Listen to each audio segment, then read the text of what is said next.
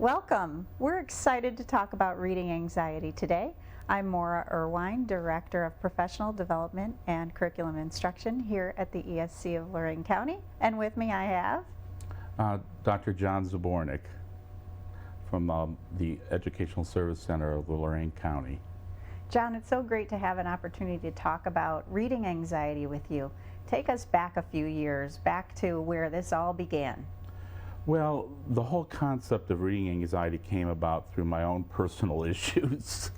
I was in 10th grade and the English teacher referred me for an evaluation. And he was concerned because he felt that I wasn't reading fluently and I wasn't understanding well. And he thought that I was achieving significantly below where I would be. So he referred me for an evaluation for a learning disability.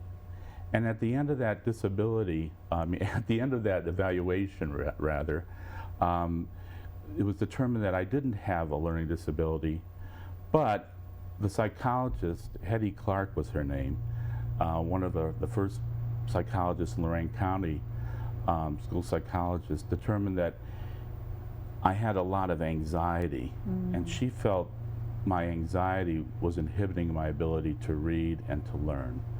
So as a consequence of that, my parents decided to take her advice and decided to send me to a psychologist for some therapy sessions, counseling sessions, to see if they could relieve my anxiety a bit and that make it then easier for me to read and to learn.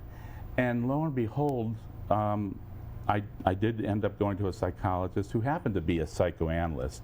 His name was John Haddon, and he, after several sessions, it had really loosened me up and allowed me to be more comfortable in the classroom and to read more fluently and to understand more. So I was always aware of that. And then when I went to college and then subsequently went to graduate school to work on my master's and my PhD, I wanted to pursue that because I wanted to see what was behind how anxiety affects or inhibits the reading processes. That is an amazing story. Tell us a little bit more about what reading anxiety is. Well, reading anxiety is based on three factors. The three factors are intellectual curiosity, intellectual assertiveness or aggression, and intellectual independence. And if one or more of those are inhibited by significant others in a person's life, and by significant others, I could, like the parent or the peer group. And if they're in some way associated with learning and reading, they can then combine or in singularity, create a reading anxiety issue.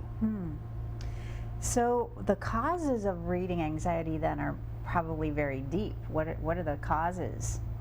Well, when you look at the three variables, intellectual curiosity, intellectual assertiveness, and intellectual independence, in the first case, intellectual curiosity, that typically is a person who has a disposition of, I can't do it. So teachers are probably well aware of that student that whenever they ask them a question, they'll say, I don't know. That's the first thing that comes out of their mouth. So typically these people come from families or situations in which learning and reading is not reinforced and is looked at as threatening. Intellectual curiosity is looked at as threatening. So as a consequence, they kind of have this pseudo, what I would say almost pseudo stupidity. They're not unintelligent, but they can't learn because they don't want to learn because of the fear of obtaining information that might be threatening to them or to their peer group. And that fear is associated with environment, as you were kind of explaining. Tell me a little bit more about that. Well, sometimes these students come from families in which learning is not reinforced.